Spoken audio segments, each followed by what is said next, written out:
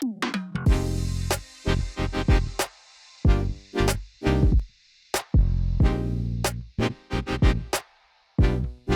to the UCaaS CCaaS Hot Seat session. My name is Michael Del Signore. I'm the National Contact Center Specialist at Intelisys. This segment, we're going to go a little deeper into some of the questions that we have asked previous about this whole COVID-19 and this pandemic that we're living through today. So we have a couple of special guests for us today, actually three. We have from Mitel, Mr. Dan Nemechek, and from Nice in Contact, Mr. Marcus Garcia. And from Avaya, we have Mr. Steve Forcum. Hello, gentlemen. Hope you guys are doing well today and staying safe. Thanks. So, Indeed. so let's get to it. As you know, we're all in this crisis together. We need to figure out, through this whole COVID-19, some of the technologies that you're using today, you're offering your clients today. So Dan, I'll start with you. What are some of the technologies that you're using or offering for work from home? As you know, everyone's been forced to work from home really during these times. What are some of the technologies that Mitel's offering their clients?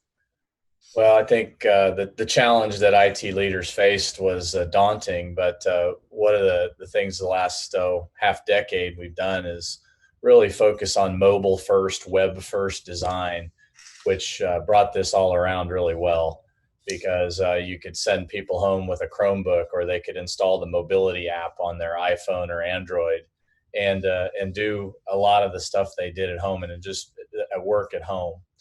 But we've also got those that want video conferencing. So we've got our My Team meeting product that allows people to meet in video, and our team collaboration app, Teamwork. But we've also seen people wanting to have the same office feel they have at home. So we've got our 6900 series phones that hook up, easily connect, no VPN concentrator needed, nothing extra to install. They just go out and talk, and that way the executives in the C-suite can have their own device, including our wireless LAN adapter that just lets them use their phone anywhere they want and piggyback off the Wi-Fi. So we've really tried to make everybody feel as comfortable as possible when they go home and feel like they're in the office. Sure.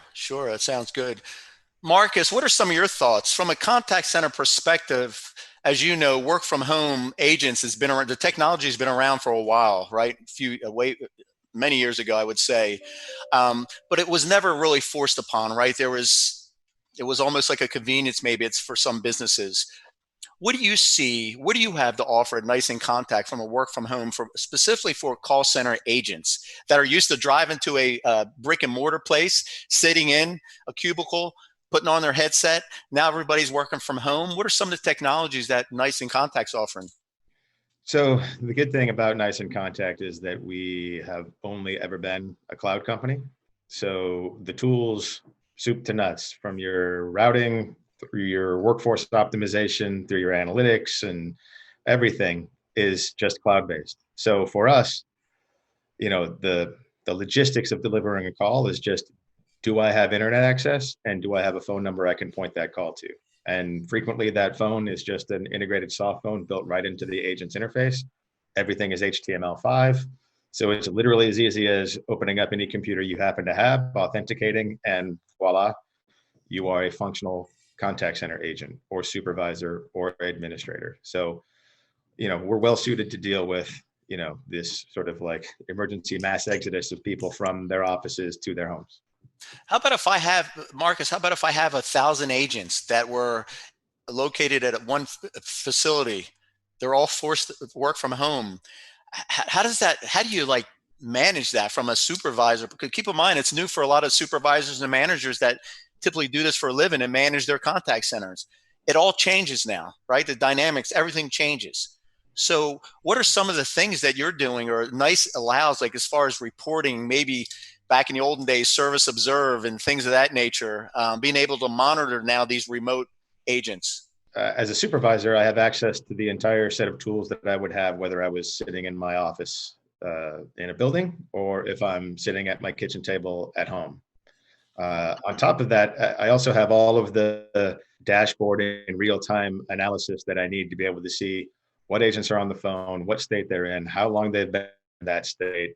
Are they supposed to be in that state for that long? right? If your average phone call is supposed to be 3 minutes and somebody's on the phone for 6 minutes, you know, send me an alert, text me, email me, make my dashboards turn red, right? Give me some indications. And then right from my home office, my deck in the front yard, at the beach, wherever you may be, as long as you've got access, I can listen in on that phone call. I can do all the supervisory things I would do otherwise. From our perspective, we can be as effective in this environment as any other. Yeah, and I know that was kind of the biggest concern years ago when we first introduced workforce management or remote agents, we called it, right. It was the concern of I'm used to seeing this employee. I need to kind of hover over them or so to manage what they're doing to make sure they're on the calls, even though we have stats and things. Yeah, so that's I know that's become a big challenge. It sounds like you have that solved though. Very good. Steve, how about for you from an Avaya perspective? Work from Yeah. home technologies, some of the things that you're offering your clients, and how's that working for them? Yeah. So we had a variety of different challenges that we faced. And I mentioned it earlier. Our customers came to us with three key challenges. They needed to move their workforce overnight to their houses. They needed to keep them productive, and they needed to help with dealing with demand because the wait times are just going through the roof. And I think one of the key points that we gave customers free licenses for 90 days to move, like I said, over 2 million seats from prem to their homes. And the key point to what you just asked about was, how do you manage your workforce when you can't see them? Right. And I think, honestly, it goes beyond analytics. It really gets into AI. Because one of the challenges with managing a contact center, even during normal times, is you can't listen to every single phone call that's going on in your organization. Good point. And sometimes you don't necessarily know when a bad phone call is happening. That was when the agents were in the same building. Now that they're in different roofs, how do you really understand that? So one of the things that we've embedded into our solutions is that AI solution via conversational intelligence. So it's actually listening to every single phone call, transcribing the conversation, and it actually notates customer said this, agent said that. So it helps the agent. So it listens in, finds questions, and suggests answers instead of the agent having to digest it, search for an answer in a knowledge base. So that cuts down on the amount of time on each call. But then secondarily, for the management aspect, it's listening in for the problem calls and bringing the supervisors to those calls magically when the call's happening, not days, weeks, or months later when the agent gets a batch of potential recordings to listen to. So you're actually listening on every single call that's happening in your organization, regardless of what house they're actually happening in. And then you can just be transported to those calls, like it's Star Trek, right? All of a sudden you're just magically there. So that's really how we see this new world moving forward. And the opportunity for an Intelisys partner is to capitalize on that type of a discussion around what worked before is not going to be your future. The way that you managed your call center when you could see and tap people on the shoulders or look at analytics, you need to kind of think about what does the future look like? And the future looks like automation, it looks like artificial intelligence, and it looks like cloud. So we're really well positioned to help our customers. We help them short term with moving their people. That will create opportunities to have these discussions. And then what we've done in the innovation space will help a partner really capitalize on these opportunities that come from it. Interesting. Yeah, and that's so important today, as you know, because again, there's some fear here, right? There's fear not just with the COVID-19 in general, as far as from a health perspective, but as far as work environment, people working from home, it's new to them. For some of us veterans that have been around and work from home in technology, we're used to it, right? It's just not a big deal. But yeah, but I think the key is understanding that whole education aspect is important, right? Having you educate a lot of our clients out there on some of the things that not only the benefits in the technology that you have, but how it's used and making sure they have that kind of mindset. So good stuff. Good stuff. Dan, I want to go to you on this too. When we think about this pandemic that we're living through now, some people are thinking, this could go on and on and on, right? We hope not. We hope not, of course. But some people, and I always said that I think businesses it's a lessons learned for everyone. Businesses are starting to think, well, wait a minute, I don't have to travel as much. our employees don't have to travel as much, right? Maybe it's more efficient for them. They're more productive. I know. Where do you see this going? Where do you see the work from home technology going if this continues down the road? I mean, do you feel businesses will start changing their mindset as far as how they operate? Right? I don't need Yeah. 1,000 butts in seats anymore in a brick and mortar shop, Yeah. or even from a UCaaS perspective, right? Where do you see the future going with work from home? You're going to see more people and businesses realize they can work from home, right? Um, they're the world changed, and we had a lot of customers, banks, healthcare, that would have told you, 10 months ago, there's no way we'd ever send our whole workforce home. And they're coming back to us now and going, yeah, we're going to keep everybody home till September, but that's so that we can set up more work from home, more flexible offices, create spaces. And we're really looking to help build a model that allows that. But I think flexible is the key word I'm using when I talk to people. I don't think you're going to see, everybody go 100% work from home, but there's a lot of businesses that said, oh, no way can I ever send all my people home, that they're going to send a vast majority of their people home, or at least allow them flexibly work 2 to 3 days a week from home and 2 to 3 from the office. Wow. Hey, Marcus, I like to kind of ask you about this one particular situation. My question to you really is, working from home, agents and et cetera, there's always concern with security, regardless if you're working from home or in a building. But I know a lot of clients, a lot of people are getting more nervous today for the fact that now I have my remote agents working from home, and say we're a financial company as an example, where there's PCI compliance concerns. What are some of the things that Nice and Contact's doing to kind of put a lot of clients at ease to say, hey guys, you're still secure, whether you're, in a brick and mortar place or in your comfort of your bedroom in your house, right?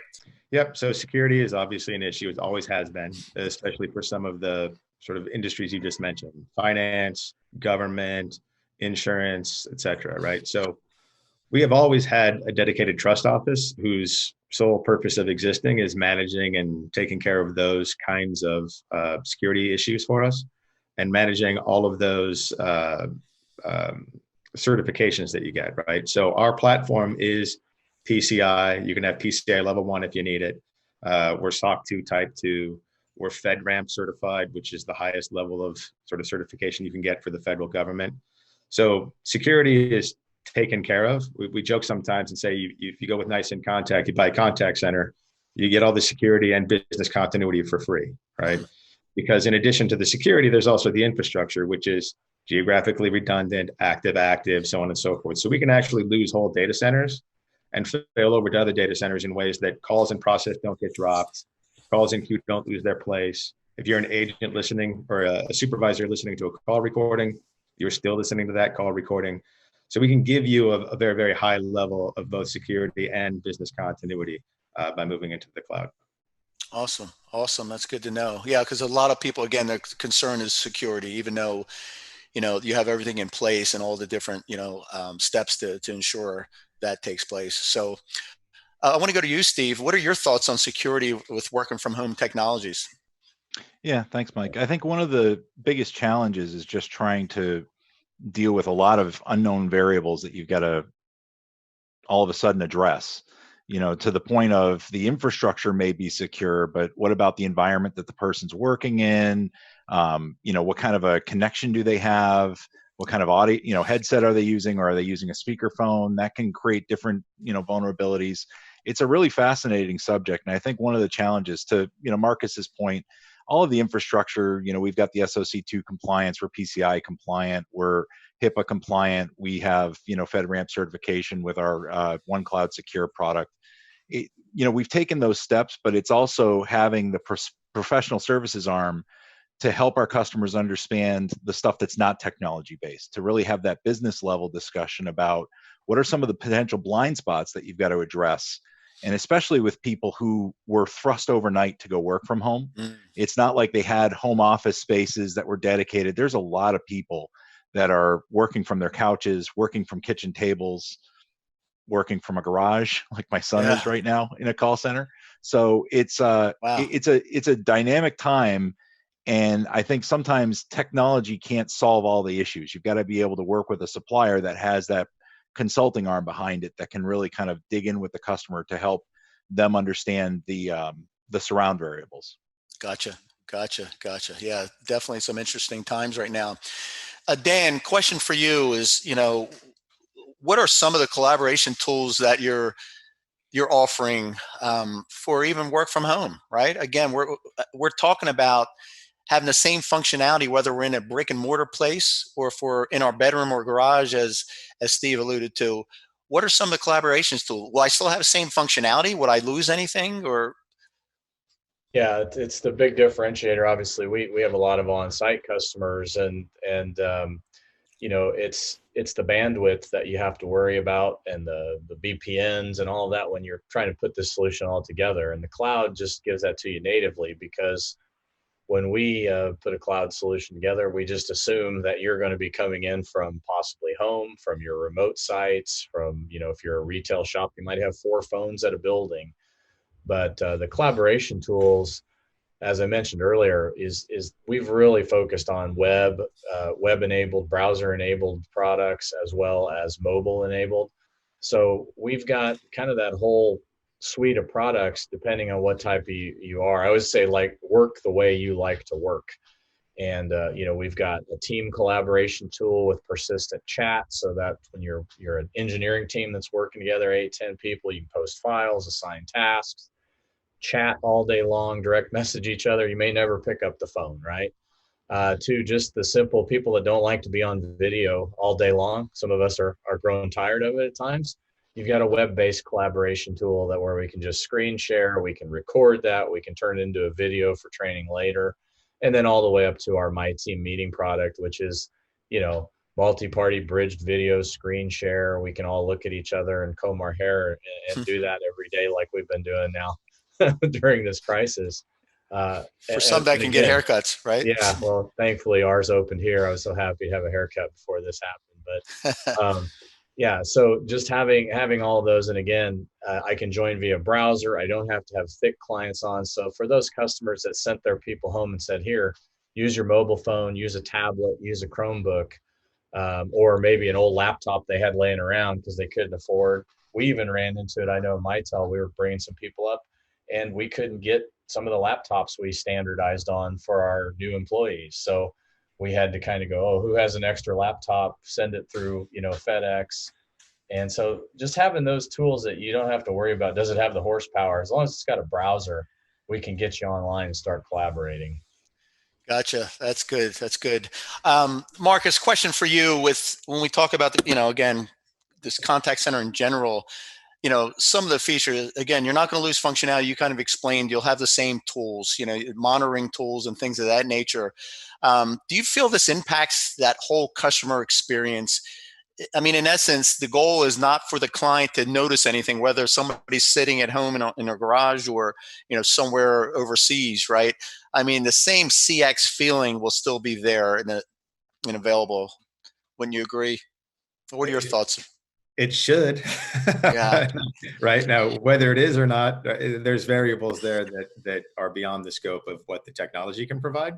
But in terms of being able to provide a consistent experience, the tool set is unchanged, whether you have 1,000 people sitting in an office or 1,000 people distributed in 1,000 different homes all across the country or the world. Right. So the answer is yes, it should be. Some of that's going to be cultural in terms of, the management of, like, the people skills stuff, but the technology certainly enables it. Gotcha. Steve, I have a question for you. So for some of our premise-based clients out there, as we talked about throughout this whole session, people being forced to work from home. I mean, do you see a client kind of realizing I got to move to the cloud, right? Do you think this will force their hand, so to speak, Oh yeah. to say, hey, we need to move to the cloud? I was sitting on the fence for so long, I didn't want to move to the cloud. I was excited and happy, and my premise, let's face it, my premise via PBX was working fine, right? But now we're forced to work remote. You see a lot of businesses starting to think now,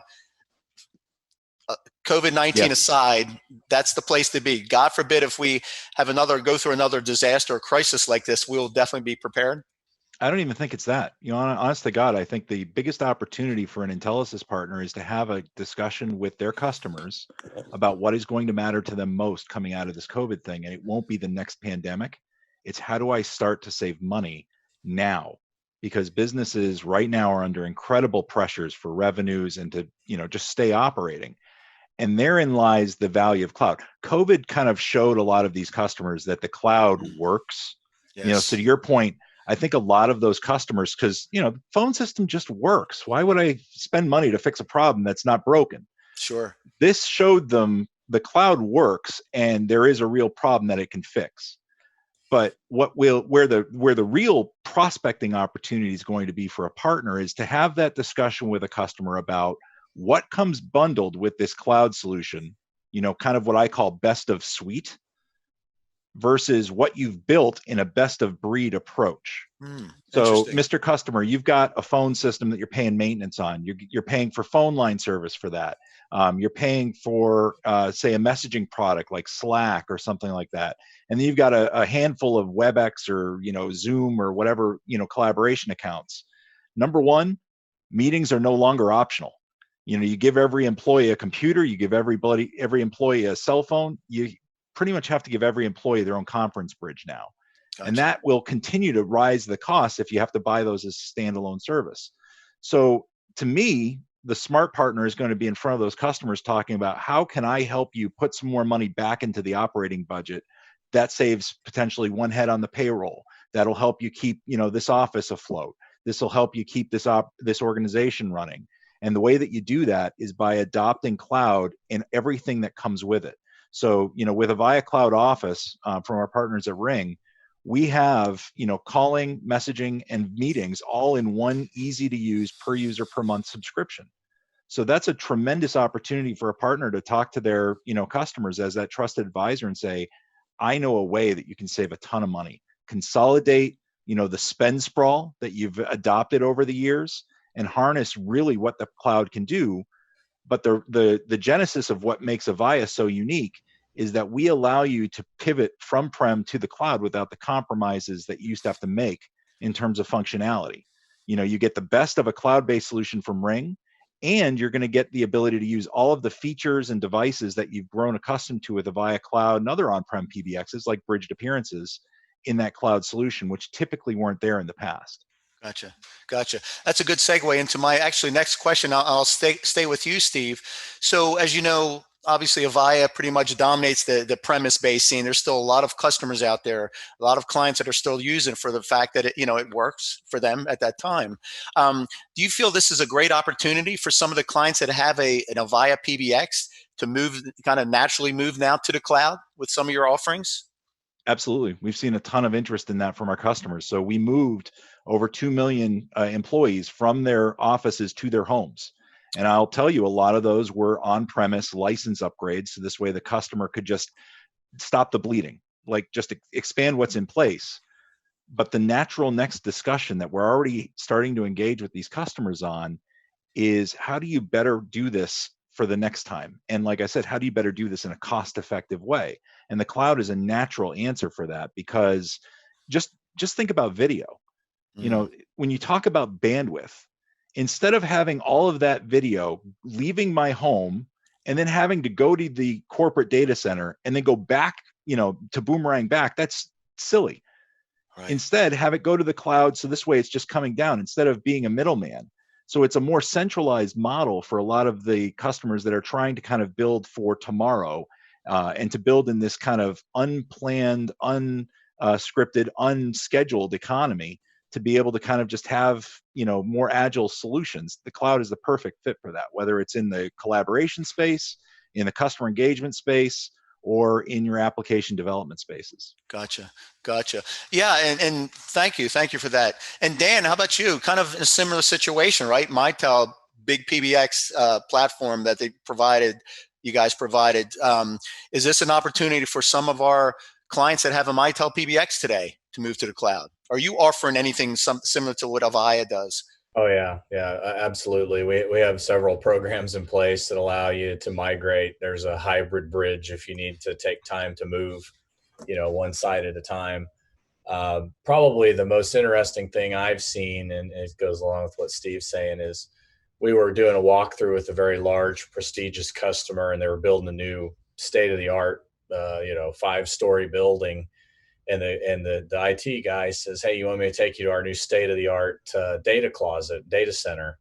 We were like, "Oh, sure. Well, this will be," and I'm not kidding you, it was literally the size of a broom closet.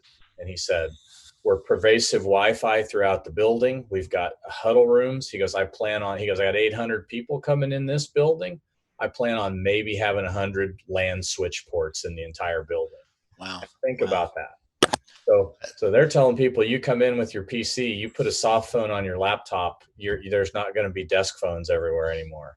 You're going to Gotcha. use huddle rooms for video. You're going to work on that. So that was their edict to us, is that's how people are going to work now. And they said, "Oh, by the way, most of our execs are on the road 3-4 days a week, and then when we go into our travel schedules, they're a very seasonal business. They go, we're not here at all. We're in hotels. We've got to work off the laptop, off our mobile devices." So there were companies in place for this. And I think that was a precursor. Now that I think about it, this meeting was back in February or January. But Mm. that's how buildings are going to be built now. There's not going to be a data closet in there with 35 servers anymore. There's just going to be everything coming out of the cloud, whether it's your Yes. email, your CRM, or your PBX and your video conferencing. There's not going to be that stack of equipment making your building hot anymore. Gotcha. Gotcha. Now, thank you. I know one more last question. I want Marcus to close this down. So, Marcus, from a contact center perspective, again, in lieu of this situation that we're living through, crises, do you see remote agents, the business of remote agents working from home increasing because of this situation? Once we get past this, hopefully, and we're back to so-called the normal, whatever that may be, do you see an increase in remote work from home for agents?